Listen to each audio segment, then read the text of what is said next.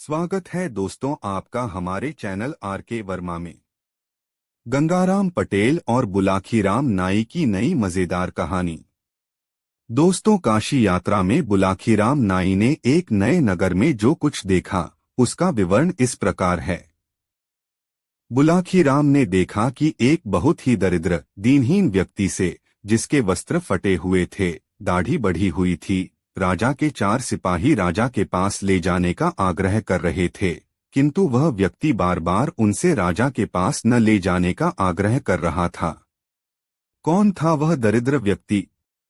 राजा के सिपाही क्यों उसे राजा के पास ले जाना चाहते थे और वह क्यों राजा के पास नहीं जाना चाहता था?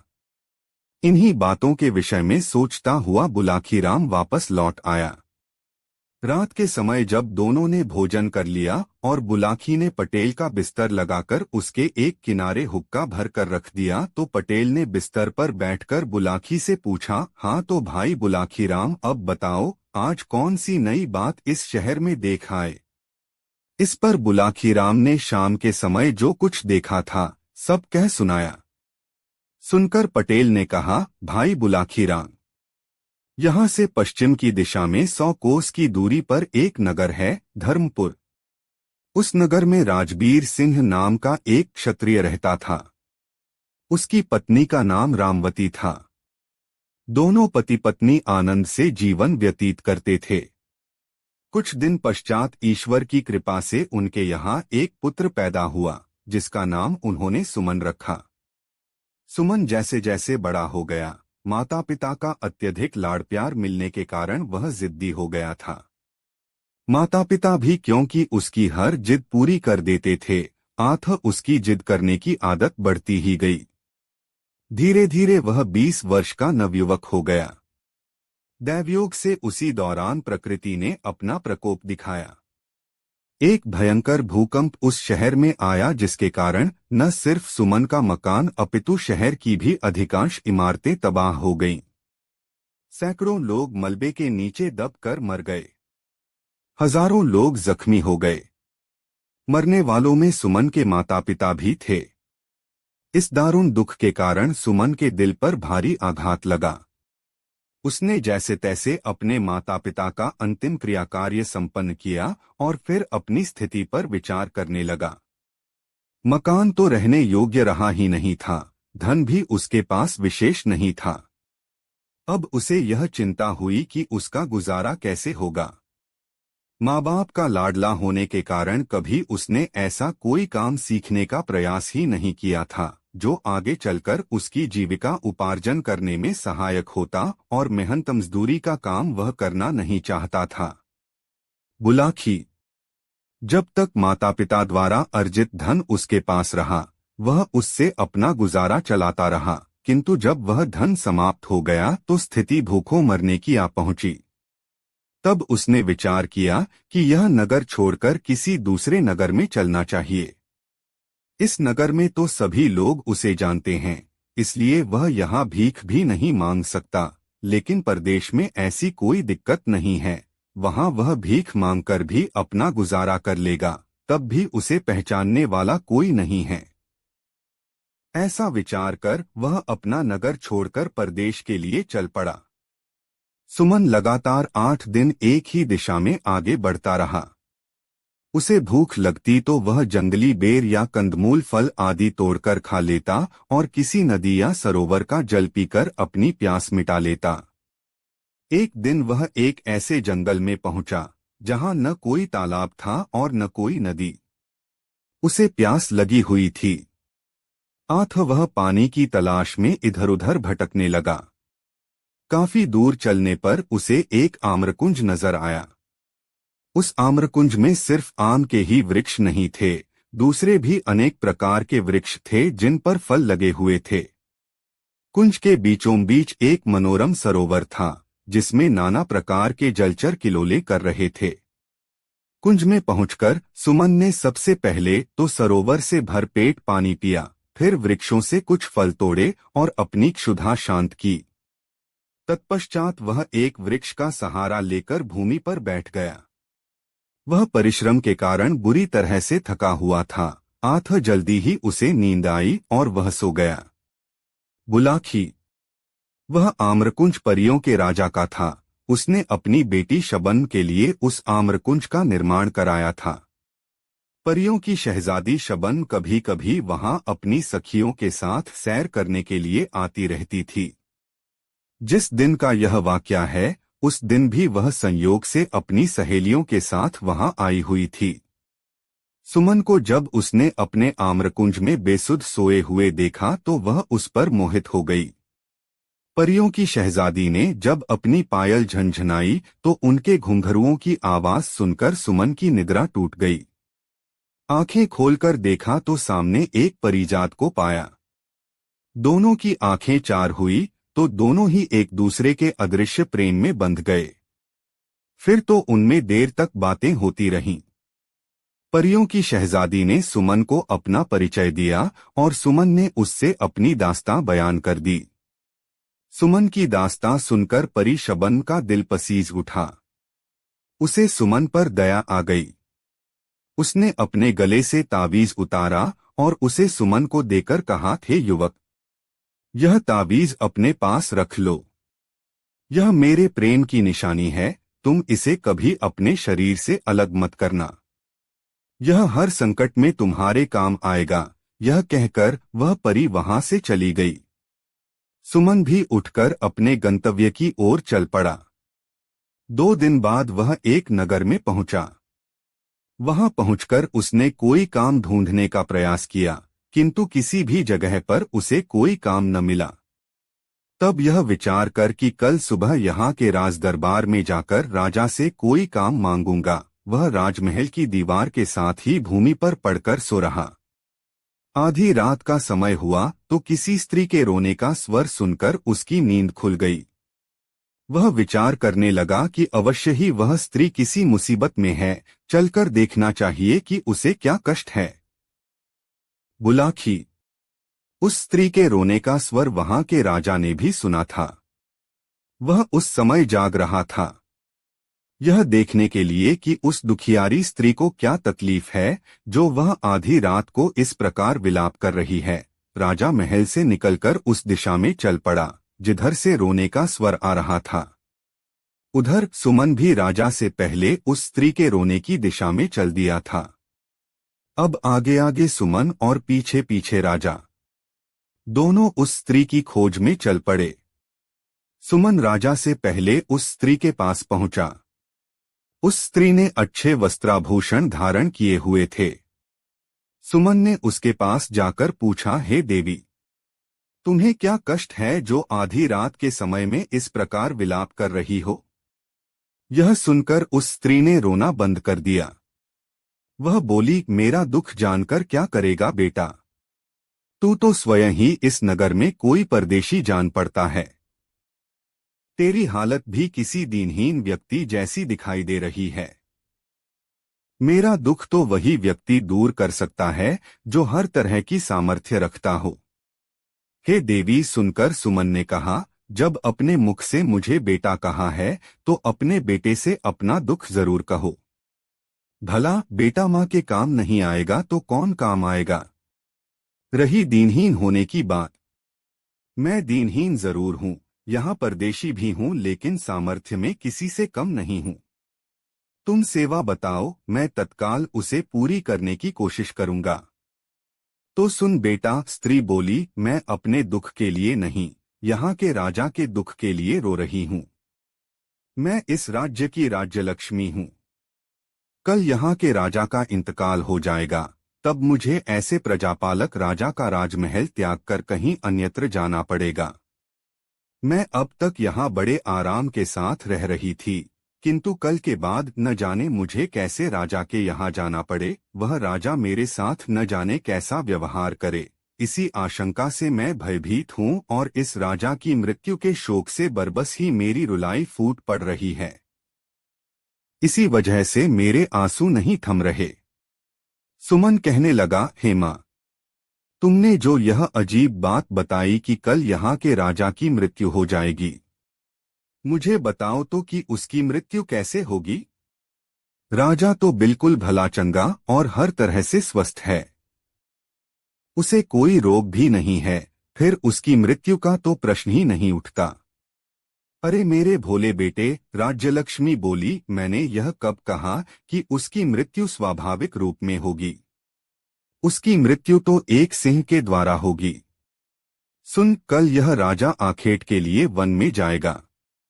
वहीं एक सिंह शिकार के दौरान इसे मार डालेगा। यह सुनकर सुमन ने कहा, हेमा, जब तुम्हें इतना ज्ञान है कि राजा की मृत्यु सिंह के शिकार के दौरान होगी, तो तुम यह भी अवश्य जानती होगी कि राजा की मृत्यु किस प्रकार टल सकती है। मुझे वह उपाय बताओ, मैं अपने प्राण देकर भी राजा के प्राणों की रक्षा करने की कोशिश करूंगा। देवी बोली, हे परदेशी, उपाय तो है, किंतु वह करना कठिन है। मैं तुझे वह उपाय बताए देती हूँ। उपाय यह है कि जब राजा आखेट करने वन में जाए तो तू भी उसके साथ वन में चले जाना और राजा के साथ परछाई की तरह लगे रहना। सिंह जब राजा को असावधान पाकर उस पर झपटने को हो, उससे पहले ही तू सिंह पर झपट पड़ना और अपनी तलवार से सिंह को मार डालना, लेकिन यह सब तेरी फुर्ती, शक्ति और चपलता पर निर्भर करता है। यदि तनिक भी चूक हुई तो सिंह राजा के साथ साथ तुझे भी फाड़ डालेगा। ऐसा नहीं होगा माँ, सुमन ने कहा, मैं बहुत सतर्क रहूंगा और हर हाल में राजा के जीवन की रक्षा करूंगा। तेरा कल्याण हो, कहकर वह स्त्री अंतर्धान हो गई। राजा ने अंधेरे में छिपकर उन दोनों का सारा वार्तालाप सुना। उसे अनजाने मित्र सुमन के ऊपर गर्व हो आया, जो न तो यहाँ का निवासी ही था और न राजा का कोई मित्र अथवा रिश्तेदार, फिर भी वह उसके लिए अपनी जान जोखिम में डालने को तैयार था। राजा उसी समय उसके सामने जाहिर होना चाहता था, किंतु न जाने क्या सोचकर उसने अपना कार्यक्रम बदल दिया। वह घूमा और सीधा अपने महल में चला गया। सुमन भी लौटकर अपने पहले वाली जगह पर पड़कर सो गया। बुलाखी राम। जब राजा अपने महल में आकर पलंग पर लेटा तो वह अपने मन में विचार करने लगा कि कल मैं शिकार करने के लिए जाऊंगा ही नहीं, और जब जंगल में जाऊंगा ही नहीं तो सिंह के हाथों मेरी मौत कैसे हो जाएगी। ऐसा विचार करके राजा ने निश्चय कर लिया कि कल किसी भी हालत में वह वन की ओर नहीं जाएगा, चाहे कैसी भी आवश्यकता क्यों न पड़ जाए। लेकिन राजा का यह निश्चय अगले दिन धरा का धरा रह गया। भोर होते ही राजा का एक परम मित्र उसके पास आ पहुंचा। उसका वह मित्र स्वयं भी एक रियासत का राजकुमार था और एक दक्ष शिकारी भी था। उसने जब राजा से शिकार करने के लिए वन में चलने को कहा तो राजा इनकार न कर सका और अपने शिकारियों को साथ लेकर वन की ओर चल पड़ा। इस बीच सुमन साये की तरह राजा के साथ लगा रहा। उस बेचारे के पास कोई हथियार तो था नहीं, अतः उसने निश्चय कर लिया कि अपने हाथों से ही वह सिंह का मुकाबला करेगा। हाका शुरू हुआ। शिकारी ढोल बजा जाकर जंगली जानवरों को खदेड़कर उस दिशा में लाने लगे जिधर राजा मचान पर अपने हथियारों से लैस होकर बैठा था। थोड़ी देर में एक कद्दावर सिंह उसे नजर आया। हाका तंग हुआ तो सिंह सीधा मचान की ओर लपका। राजा ने निशाना बांधा और सिंह पर तीर छोड़ दिया, लेकिन दुर्भाग्यवश तीर सिंह की छाती में न लगकर उसकी पूंछ के समीप जा लगा। इससे सिंह उत्तेजित हो गया और उसने मचान की ओर छलांग लगा दी। इस बार राजा ने उसकी ओर अपना भाला फेंका जो सिंह की पीठ में जा धंसा। सिंह ने एक झुरझुरी सी ली, अपनी पीठ लहराई और राजा का फेंका हुआ भाला उसकी पीठ से निकलकर नीचे गिर गया। इस बीच मचान के पास खड़ा सुमन मूकदर्शक की तरह खड़ा रहा। सिंह से नंगे हाथों भिड़ने का उसका हौसला न हुआ। तभी अचानक उसे याद हो आया कि परी शबन ने उसे एक ताबीज दिया था और कहा था कि यह ताबीज हर संकट में उसकी रक्षा करेगा। सुमन ने तब उस ताबीज को आजमाने का निश्चय कर लिया। उसने गले में लटके ताबीज को रगड़ा। रगड़ते ही तुरंत एक चमत्कार हुआ। शबन वहां प्रकट हुई और एक चमत्कारी तलवार उसे सौंपकर बोली, मुकाबला करो युवक। जीत तुम्हारी होगी, यह कहकर वह तुरंत ही अंतर्धान हो गई। सब कुछ इतनी जल्दी घटा कि राजा यह जान ही न सका कि कब परी वहां प्रकट हुई और कब अंतर्धान हो गई। बहरहाल सुमन के हाथों में तो अब एक अमोघ अस्त्र आ चुका था। अगली बार जब सिंह राजा की ओर उछला तो उसने एक भी पल का समय गवाए बिना तलवार सिंह के पेट में घुसेड़ दी। सिंह मरकर भूमि पर गिर पड़ा। सिंह के मरते ही राजा का आतंकित चेहरा फिर से खिल उठा। राजा के साथ गए सभी शिकारी भी शोर मचाने लगे कि राजा ने सिंह का शिकार कर लिया है। वह राजा की जय जयकार करने लगे। सुमन ने उनके आनंद में खलल डालना मुनासिब न समझा, अतः वह जिस प्रकार राजा के साथ आया था, राजा के लौटने से पहले ही शहर लौट गया। दूसरे दिन राजा को सुमन का ध्यान आया। उसने गंभीरता से मनन किया तो उसे मालूम हुआ कि सिंह की मृत्यु उसके भाले से नहीं, उस अनजान मददगार की तलवार से हुई थी, जो किसी देवदूत के समान अचानक ही वहां उसकी मदद के लिए पहुंच गया था। तब उसने सुमन को ढूंढकर लाने के लिए आदेश जारी कर दिए। दरअसल राजा सुमन को बुलाकर उसे सम्मानित करना चाहता था। वह चाहता था कि इस सेवा के बदले में वह उस युवक को सम्मान के साथ साथ कोई सम्मानीय पद भी अपने दरबार में दे, ताकि वह कुछ उऋण हो सके। इतनी कहानी सुनाकर पटेल जी खामोश हो गए। उन्होंने हुक्के की निगाली मुंह में लगाकर एक जोरदार कश खींचा। कुछ देर उस कश का आनंद उठाया, फिर ढेर सारा धुआं मुंह से उगलकर आगे कहा, बुलाकी, कहानी खत्म हो गई। अब पहचान की। वह युवक कौन था जिसे तू शाम को देखकर आया था? तो क्या स्वयं सुमन ही वह व्यक्ति था? बुलाकी बोला, और उसी को राजा के सिपाही अपने साथ ले चलने का आग्रह कर रहे थे, ताकि राजा उसे सम्मानित कर कोई अच्छा सा पद उसे राज दरबार में दे सके। बिल्कुल सही समझा तुमने, पटेल बोले, और चूंकि अब तुम्हारे प्रश्न का उत्तर तुम्हें मिल गया है, इसलिए अब लंबी तान कर सो रहो। मुझे भी बहुत जोरों से नींद आ रही है। तत्पश्चात दोनों सो गए। रात बीतती रही। दोस्तों, वीडियो को एक लाइक जरूर कर दे। दोस्तों, जब बुलाकी नाई ने गंगाराम पटेल के साथ द्वारिका, सुदामापुरी, सोमनाथ, मालिका तीर्थ तथा सत्ताधार आदि के दर्शन कर लिए और लौटने का विचार किया, तो गंगाराम पटेल कहने लगे, दोहा होता है ना हर जगह आना बारंबार। आए हैं तो देख लें चल कर के गिरनार। गंगाराम पटेल जी की इतनी बात सुनकर बुलाखीदास नाई कहने लगा, है पटेल जी, यह बात तो मैं भी आपसे कहने वाला ही था, क्योंकि दोहा सुन रखा गिरनार है अतिशय शोभा खान। गुफा अनेकन है वहां संतन के स्थान। दर्शन वहां के किए से दूर हो तो सब पाप। इस कारण चलकर वहां दर्शन की जाए आप। आपस में ऐसी सलाह मिलाकर बुलाकी नाई ने सब सामान तैयार किया और अपना प्रस्थान गिरनार को किया। चलते चलते वह नरसी जी की पावन जन्मभूमि जूनागढ़ में पहुंच गए। वहां उन्होंने दामोदर कुंड में स्नान किया। नरसी जी का जन्मस्थान, पुराना किला, गिरनार पहाड़ पर भतृहरि गुफा, राम मंदिर, जैन मंदिर, गोमुख अंबाजी का मंदिर, गोरखधूना, दत्तात्रेय जी की चरण पादुका, कमंडल कुंड, मुचुकुंद गुफा इत्यादि देखकर वह जूनागढ़ लौट आए और एक बगीची पर अपना आसन लगा दिया। गंगाराम पटेल ने बुलाकी को सामान लाने के लिए रुपए दिए। बुलाकी बाजार को गया और वहां से अपना सामान खरीदकर बगीची की ओर आ ही रहा था, तो शहर के बाहर उसने एक स्वच्छ तालाब पानी से भरा हुआ देखा। उसमें शोभायमान कमल के फूल खिले हुए थे। तालाब की ओर से संगीत की मनोहर ध्वनि तो आ रही थी, परंतु वहां गाने बजाने वाला कोई भी दिखाई नहीं दे रहा था। बुलाकी को बड़ा आश्चर्य हुआ और वह सामान लेकर सीधा बगीची पर आया और अनमना सा बैठ गया। बोला, मुझे घर जाना होगा।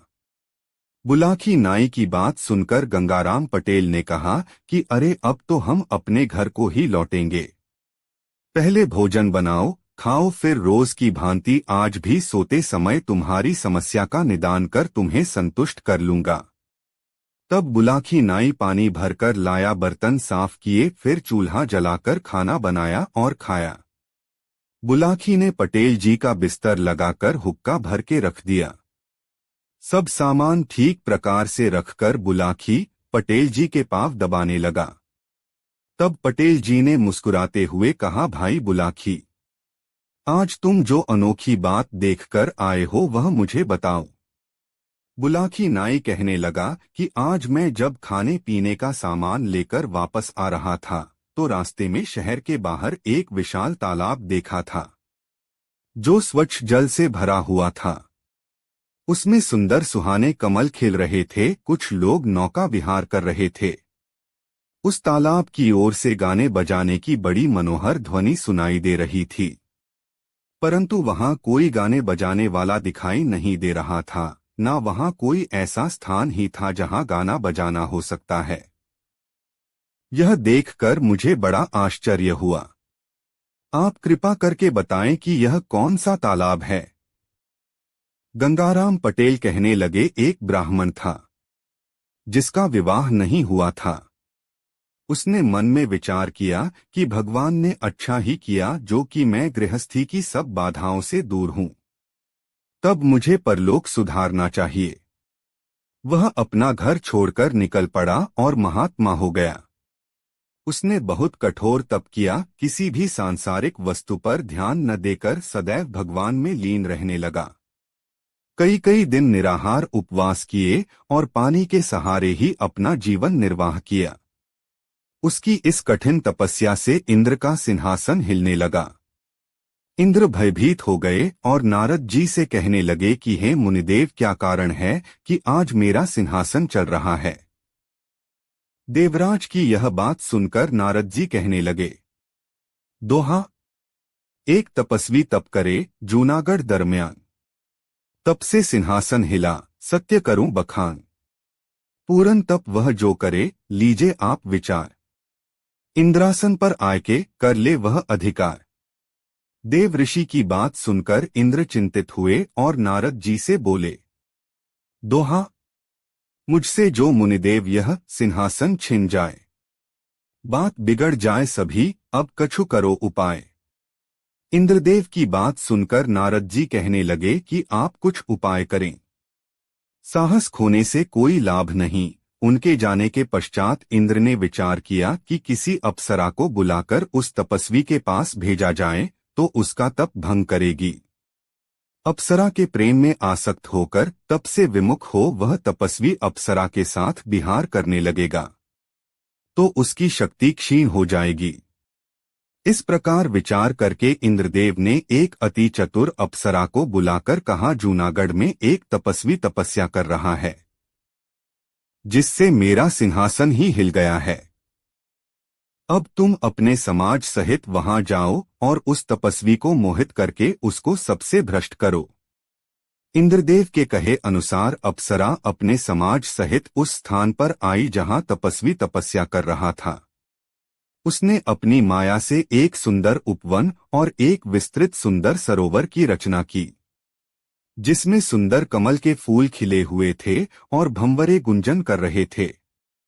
इसके बाद उस सुंदर उपवन में अपने साथियों के सहित अप्सरा ने संगीत आरंभ किया था, जिन्होंने नाना प्रकार के साज बजाए। अप्सरा ने पंचम स्वर में मन को मोहने वाली रागिनी गाई तो सारा उपवन गूंज उठा और जो तपस्वी समाधि लगाए बैठा था उसकी समाधि टूट गई और उसका ध्यान और अप्सरा के संगीत की ओर गया। वह तपस्वी अपना आसन छोड़कर उधर को चल दिया जिधर से अप्सरा के गाने की मधुर आवाज आ रही थी। जब तपस्वी अप्सरा के निकट पहुंचा तो अप्सरा ने उसको कनखियों से देखा। अब उसने और भी अधिक मधुर गायन से उसके चित्त को अपनी ओर आकर्षित किया, जिसके बाद तपस्वी भगवान का ध्यान करना बिल्कुल भूल गया और उस अप्सरा के वशीभूत हो कहने लगा, कुंडली, बतला दे तू कौन है, हे मृगनैनी नारी। भूला मैं जब तब सभी तेरी छटा निहारी। तेरी छटा निहारी हृदय में मैं अपने हर्षाया। सुन तेरा संगीत यहाँ तक आसन से आया। एक बार फिर मुझे रागिनी मधुर सुना दे। आई है किस लिए यहाँ पर तू बतला दे। तपस्वी की इतनी बात सुनकर अप्सरा कहने लगी, कुंडली, आई हूँ स्वर्गलोक से, सुन तपस्वी चितलाए। सेवा करने आपकी स्वामी दिया पठाए। स्वामी दिया पठाए दर्श कर चित हर्षाया। धन्य हमारा भाग आपका दर्शन पाया। जो कुछ आज्ञा देव करूं तो अब हूँ सेवकाई।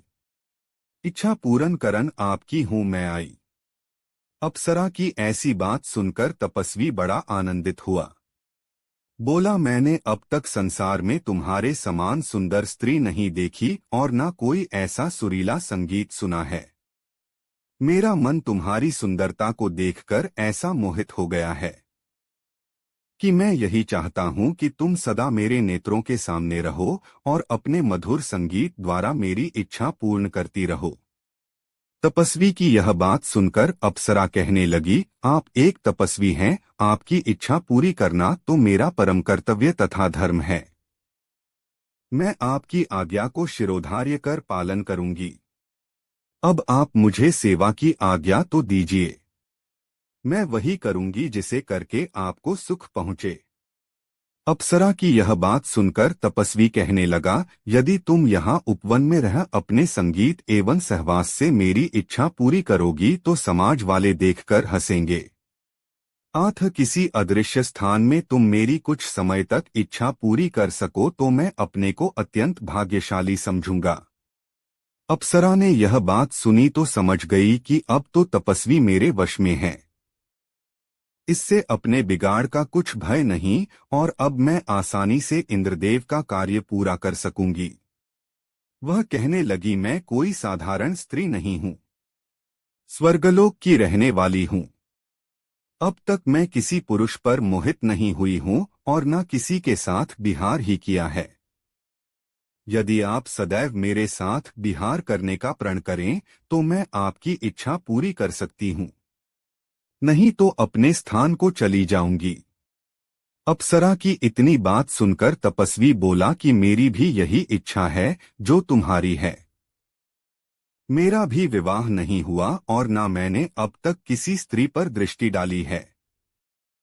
मेरी इच्छा है कि मेरा तुमसे आजीवन विहार होता रहे तो अच्छा है। इतनी सुनकर अप्सरा कहने लगी कि ऐसा सुख तो आप जैसे बड़े तपस्वी जनों को ही प्राप्त हो सकता है, सबको नहीं। अब मैं आप जैसी इच्छा कर रहे हैं वैसा ही सदैव करूंगी। अपने मन में विचार कर अप्सरा ने इंद्रदेव के कार्य को सिद्ध करने का उचित उपाय किया। उस सरोवर के नीचे उसने अपनी माया से एक ऐसे बहुत सुंदर भवन की रचना की जो कि दिखाई नहीं देता था। उस भवन के ऊपर जल भरा हुआ था जिसमें कि सुहाने सुहाने कमल भी खिल रहे थे, भंवरे फूलों पर गुंजार कर रहे थे। भवन में अनेकों मणियां लगी हुई थी जिनसे कि अद्भुत प्रकाश होता था। स्वर्ग जैसे समस्त सुखों के साधन उस भवन में उपलब्ध थे। अप्सरा अपने साथियों सहित उस तपस्वी सहित निवास करने लगी। अन्य कक्षाओं में अपने साथियों को ठहराया और स्वयं अप्सरा तपस्वी से विहार करने लगी। जब भी तपस्वी को संगीत सुनने की इच्छा होती है तभी अप्सरा अपने साथियों सहित वहां गाना बजाना आरंभ कर देती है। हे बुलाखीदास, इस तालाब में जल के नीचे उसी अप्सरा द्वारा बनाए हुए माया का भवन है जो किसी को दिखाई नहीं देता और वहां अप्सरा उस तपस्वी सहित विहार करती है। उस अप्सरा के साथी भी दूसरे कमरे में रहते हैं। तुमने जो गाने बजाने की आवाज सुनी है वह उसी अप्सरा और उसके साथियों की है। अब तुम्हारी बात का जवाब मिल गया। रात भी अधिक हो गई है, आठ अब सो जाओ क्योंकि सवेरे जल्दी उठना है। दोस्तों, वीडियो कैसा लगा कमेंट में जरूर बताएं। दोस्तों, काशी यात्रा में बुलाखीराम नाई ने एक नए नगर में जो कुछ देखा उसका विवरण इस प्रकार है। बुलाखीराम ने देखा कि एक बहुत ही दरिद्र दीनहीन व्यक्ति से, जिसके वस्त्र फटे हुए थे, दाढ़ी बढ़ी हुई थी, राजा के 4 सिपाही राजा के पास ले जाने का आग्रह कर रहे थे, किंतु वह व्यक्ति बार बार उनसे राजा के पास न ले जाने का आग्रह कर रहा था। कौन था वह दरिद्र व्यक्ति? राजा के सिपाही क्यों उसे राजा के पास ले जाना चाहते थे और वह क्यों राजा के पास नहीं जाना चाहता था? इन्हीं बातों के विषय में सोचता हुआ बुलाखीराम वापस लौट आया।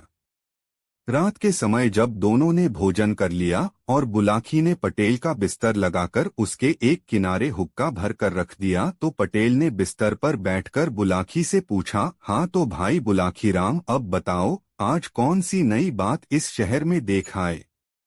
इस पर बुलाखीराम ने शाम के समय जो कुछ देखा था सब कह सुनाया। सुनकर पटेल ने कहा, भाई बुलाखीराम, यहाँ से पश्चिम की दिशा में 100 कोस की दूरी पर एक नगर है, धर्मपुर। उस नगर में राजबीर सिंह नाम का एक क्षत्रिय रहता था। उसकी पत्नी का नाम रामवती था। दोनों पति पत्नी आनंद से जीवन व्यतीत करते थे। कुछ दिन पश्चात ईश्वर की कृपा से उनके यहाँ एक पुत्र पैदा हुआ, जिसका नाम उन्होंने सुमन रखा। सुमन जैसे जैसे बड़ा हो गया, माता पिता का अत्यधिक लाड़ प्यार मिलने के कारण वह जिद्दी हो गया था। माता पिता भी क्योंकि उसकी हर जिद पूरी कर देते थे, अतः उसकी जिद करने की आदत बढ़ती ही गई। धीरे धीरे वह 20 वर्ष का नवयुवक हो गया। दैवयोग से उसी दौरान प्रकृति ने अपना प्रकोप दिखाया। एक भयंकर भूकंप उस शहर में आया, जिसके कारण न सिर्फ सुमन का मकान अपितु शहर की भी अधिकांश इमारतें तबाह हो गईं। सैकड़ों लोग मलबे के नीचे दबकर मर गए। हजारों लोग जख्मी हो गए। मरने वालों में सुमन के माता पिता भी थे। इस दारुण दुख के कारण सुमन के दिल पर भारी आघात लगा। उसने जैसे तैसे अपने माता पिता का अंतिम क्रियाकार्य संपन्न किया और फिर अपनी स्थिति पर विचार करने लगा। मकान तो रहने योग्य रहा ही नहीं था, धन भी उसके पास विशेष नहीं था। अब उसे यह चिंता हुई कि उसका गुजारा कैसे होगा। माँ बाप का लाडला होने के कारण कभी उसने ऐसा कोई काम सीखने का प्रयास ही नहीं किया था जो आगे चलकर उसकी जीविका उपार्जन करने में सहायक होता, और मेहनत मजदूरी का काम वह करना नहीं चाहता था। बुलाखी जब तक माता पिता द्वारा अर्जित धन उसके पास रहा, वह उससे अपना गुजारा चलाता रहा, किंतु जब वह धन समाप्त हो गया तो स्थिति भूखों मरने की आ पहुंची। तब उसने विचार किया कि यह नगर छोड़कर किसी दूसरे नगर में चलना चाहिए। इस नगर में तो सभी लोग उसे जानते हैं, इसलिए वह यहाँ भीख भी नहीं मांग सकता, लेकिन परदेश में ऐसी कोई दिक्कत नहीं है, वहाँ वह भीख मांगकर भी अपना गुजारा कर लेगा, तब भी उसे पहचानने वाला कोई नहीं है। ऐसा विचार कर वह अपना नगर छोड़कर परदेश के लिए चल पड़ा। सुमन लगातार 8 दिन एक ही दिशा में आगे बढ़ता रहा। उसे भूख लगती तो वह जंगली बेर या कंदमूल फल आदि तोड़कर खा लेता और किसी नदी या सरोवर का जल पीकर अपनी प्यास मिटा लेता। एक दिन वह एक ऐसे जंगल में पहुंचा जहां न कोई तालाब था और न कोई नदी। उसे प्यास लगी हुई थी, अतः वह पानी की तलाश में इधर-उधर भटकने लगा। काफी दूर चलने पर उसे एक आम्रकुंज नजर आया। उस आम्रकुंज में सिर्फ आम के ही वृक्ष नहीं थे, दूसरे भी अनेक प्रकार के वृक्ष थे जिन पर फल लगे हुए थे। कुंज के बीचों बीच एक मनोरम सरोवर था, जिसमें नाना प्रकार के जलचर किलोले कर रहे थे। कुंज में पहुंचकर सुमन ने सबसे पहले तो सरोवर से भरपेट पानी पिया, फिर वृक्षों से कुछ फल तोड़े और अपनी क्षुधा शांत की। तत्पश्चात वह एक वृक्ष का सहारा लेकर भूमि पर बैठ गया। वह परिश्रम के कारण बुरी तरह से थका हुआ था, अतः जल्दी ही उसे नींद आई और वह सो गया। बुलाखी वह आम्रकुंज परियों के राजा का था। उसने अपनी बेटी शबन के लिए उस आम्रकुंज का निर्माण कराया था। परियों की शहजादी शबन कभी कभी वहां अपनी सखियों के साथ सैर करने के लिए आती रहती थी। जिस दिन का यह वाकया है, उस दिन भी वह संयोग से अपनी सहेलियों के साथ वहां आई हुई थी। सुमन को जब उसने अपने आम्रकुंज में बेसुध सोए हुए देखा तो वह उस पर मोहित हो गई। परियों की शहजादी ने जब अपनी पायल झनझनाई तो उनके घुंघरुओं की आवाज सुनकर सुमन की निद्रा टूट गई। आंखें खोलकर देखा तो सामने एक परिजात को पाया। दोनों की आंखें चार हुई तो दोनों ही एक दूसरे के अदृश्य प्रेम में बंध गए। फिर तो उनमें देर तक बातें होती रहीं। परियों की शहजादी ने सुमन को अपना परिचय दिया और सुमन ने उससे अपनी दास्तां बयान कर दी। सुमन की दास्तां सुनकर परी शबन का दिल पसीज उठा। उसे सुमन पर दया आ गई। उसने अपने गले से तावीज उतारा और उसे सुमन को देकर कहा, हे युवक, यह तावीज अपने पास रख लो। यह मेरे प्रेम की निशानी है, तुम इसे कभी अपने शरीर से अलग मत करना। यह हर संकट में तुम्हारे काम आएगा। यह कहकर वह परी वहां से चली गई। सुमन भी उठकर अपने गंतव्य की ओर चल पड़ा। 2 दिन बाद वह एक नगर में पहुंचा। वहां पहुंचकर उसने कोई काम ढूंढने का प्रयास किया, किंतु किसी भी जगह पर उसे कोई काम न मिला। तब यह विचार कर कि कल सुबह यहाँ के राज दरबार में जाकर राजा से कोई काम मांगूंगा, वह राजमहल की दीवार के साथ ही भूमि पर पड़कर सो रहा। आधी रात का समय हुआ तो किसी स्त्री के रोने का स्वर सुनकर उसकी नींद खुल गई। वह विचार करने लगा कि अवश्य ही वह स्त्री किसी मुसीबत में है, चलकर देखना चाहिए कि उसे क्या कष्ट है। बुलाखी। उस स्त्री के रोने का स्वर वहां के राजा ने भी सुना था। वह उस समय जाग रहा था, यह देखने के लिए कि उस दुखियारी स्त्री को क्या तकलीफ है जो वह आधी रात को इस प्रकार विलाप कर रही है। राजा महल से निकलकर उस दिशा में चल पड़ा जिधर से रोने का स्वर आ रहा था। उधर सुमन भी राजा से पहले उस स्त्री के रोने की दिशा में चल दिया था। अब आगे आगे सुमन और पीछे पीछे राजा, दोनों उस स्त्री की खोज में चल पड़े। सुमन राजा से पहले उस स्त्री के पास पहुंचा। उस स्त्री ने अच्छे वस्त्राभूषण धारण किए हुए थे। सुमन ने उसके पास जाकर पूछा, हे देवी, तुम्हें क्या कष्ट है जो आधी रात के समय में इस प्रकार विलाप कर रही हो? यह सुनकर उस स्त्री ने रोना बंद कर दिया। वह बोली, मेरा दुख जानकर क्या करेगा बेटा? तू तो स्वयं ही इस नगर में कोई परदेशी जान पड़ता है। तेरी हालत भी किसी दीनहीन व्यक्ति जैसी दिखाई दे रही है। मेरा दुख तो वही व्यक्ति दूर कर सकता है जो हर तरह की सामर्थ्य रखता हो। हे देवी, सुनकर सुमन ने कहा, जब अपने मुख से मुझे बेटा कहा है तो अपने बेटे से अपना दुख जरूर कहो। भला बेटा माँ के काम नहीं आएगा तो कौन काम आएगा? रही दीनहीन होने की बात, मैं दीनहीन जरूर हूँ, यहाँ परदेशी भी हूँ, लेकिन सामर्थ्य में किसी से कम नहीं हूँ। तुम सेवा बताओ, मैं तत्काल उसे पूरी करने की कोशिश करूँगा। तो सुन बेटा, स्त्री बोली, मैं अपने दुख के लिए नहीं, यहाँ के राजा के दुख के लिए रो रही हूँ। मैं इस राज्य की राज्यलक्ष्मी हूँ। कल यहाँ के राजा का इंतकाल हो जाएगा, तब मुझे ऐसे प्रजापालक राजा का राजमहल त्याग कर कहीं अन्यत्र जाना पड़ेगा। मैं अब तक यहाँ बड़े आराम के साथ रह रही थी, किंतु कल के बाद न जाने मुझे कैसे राजा के यहाँ जाना पड़े। वह राजा मेरे साथ न जाने कैसा व्यवहार करे, इसी आशंका से मैं भयभीत हूँ और इस राजा की मृत्यु के शोक से बरबस ही मेरी रुलाई फूट पड़ रही है। इसी वजह से मेरे आंसू नहीं थम रहे। सुमन कहने लगा, हे माँ, तुमने जो यह अजीब बात बताई कि कल यहाँ के राजा की मृत्यु हो जाएगी, मुझे बताओ तो कि उसकी मृत्यु कैसे होगी? राजा तो बिल्कुल भला चंगा और हर तरह से स्वस्थ है, उसे कोई रोग भी नहीं है, फिर उसकी मृत्यु का तो प्रश्न ही नहीं उठता। अरे मेरे भोले बेटे, राज्यलक्ष्मी बोली, मैंने यह कब कहा कि उसकी मृत्यु स्वाभाविक रूप में होगी? उसकी मृत्यु तो एक सिंह के द्वारा होगी। सुन, कल यह राजा आखेट के लिए वन में जाएगा। वहीं एक सिंह शिकार के दौरान इसे मार डालेगा। यह सुनकर सुमन ने कहा, हेमा, जब तुम्हें इतना ज्ञान है कि राजा की मृत्यु सिंह के शिकार के दौरान होगी, तो तुम यह भी अवश्य जानती होगी कि राजा की मृत्यु किस प्रकार टल सकती है।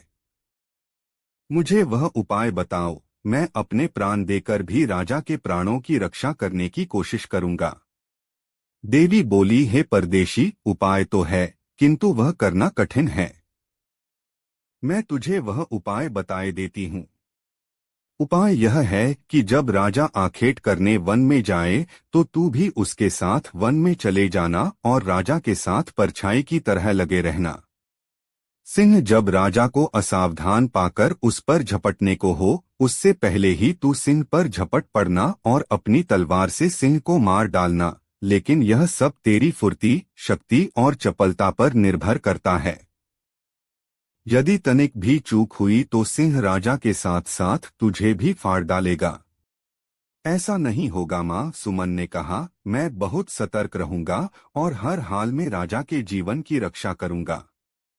तेरा कल्याण हो, कहकर वह स्त्री अंतर्धान हो गई। राजा ने अंधेरे में छिपकर उन दोनों का सारा वार्तालाप सुना। उसे अनजाने मित्र सुमन के ऊपर गर्व हो आया, जो न तो यहाँ का निवासी ही था और न राजा का कोई मित्र अथवा रिश्तेदार, फिर भी वह उसके लिए अपनी जान जोखिम में डालने को तैयार था। राजा उसी समय उसके सामने जाहिर होना चाहता था, किंतु न जाने क्या सोचकर उसने अपना कार्यक्रम बदल दिया। वह घूमा और सीधा अपने महल में चला गया। सुमन भी लौटकर अपने पहले वाली जगह पर पड़कर सो गया। बुलाखी राम। जब राजा अपने महल में आकर पलंग पर लेटा तो वह अपने मन में विचार करने लगा कि कल मैं शिकार करने के लिए जाऊंगा ही नहीं, और जब जंगल में जाऊंगा ही नहीं तो सिंह के हाथों मेरी मौत कैसे हो जाएगी। ऐसा विचार करके राजा ने निश्चय कर लिया कि कल किसी भी हालत में वह वन की ओर नहीं जाएगा, चाहे कैसी भी आवश्यकता क्यों न पड़ जाए। लेकिन राजा का यह निश्चय अगले दिन धरा का धरा रह गया। भोर होते ही राजा का एक परम मित्र उसके पास आ पहुंचा। उसका वह मित्र स्वयं भी एक रियासत का राजकुमार था और एक दक्ष शिकारी भी था। उसने जब राजा से शिकार करने के लिए वन में चलने को कहा तो राजा इनकार न कर सका और अपने शिकारियों को साथ लेकर वन की ओर चल पड़ा। इस बीच सुमन साये की तरह राजा के साथ लगा रहा। उस बेचारे के पास कोई हथियार तो था नहीं, अतः उसने निश्चय कर लिया कि अपने हाथों से ही वह सिंह का मुकाबला करेगा। हाका शुरू हुआ। शिकारी ढोल बजा जाकर जंगली जानवरों को खदेड़कर उस दिशा में लाने लगे जिधर राजा मचान पर अपने हथियारों से लैस होकर बैठा था। थोड़ी देर में एक कद्दावर सिंह उसे नजर आया। हाका तंग हुआ तो सिंह सीधा मचान की ओर लपका। राजा ने निशाना बांधा और सिंह पर तीर छोड़ दिया, लेकिन दुर्भाग्यवश तीर सिंह की छाती में न लगकर उसकी पूंछ के समीप जा लगा। इससे सिंह उत्तेजित हो गया और उसने मचान की ओर छलांग लगा दी। इस बार राजा ने उसकी ओर अपना भाला फेंका जो सिंह की पीठ में जा धंसा। सिंह ने एक झुरझुरी सी ली, अपनी पीठ लहराई और राजा का फेंका हुआ भाला उसकी पीठ से निकलकर नीचे गिर गया। इस बीच मचान के पास खड़ा सुमन मूकदर्शक की तरह खड़ा रहा। सिंह से नंगे हाथों भिड़ने का उसका हौसला न हुआ। तभी अचानक उसे याद हो आया कि परी शबन ने उसे एक ताबीज दिया था और कहा था कि यह ताबीज हर संकट में उसकी रक्षा करेगा। सुमन ने तब उस ताबीज को आजमाने का निश्चय कर लिया। उसने गले में लटके ताबीज को रगड़ा। रगड़ते ही तुरंत एक चमत्कार हुआ।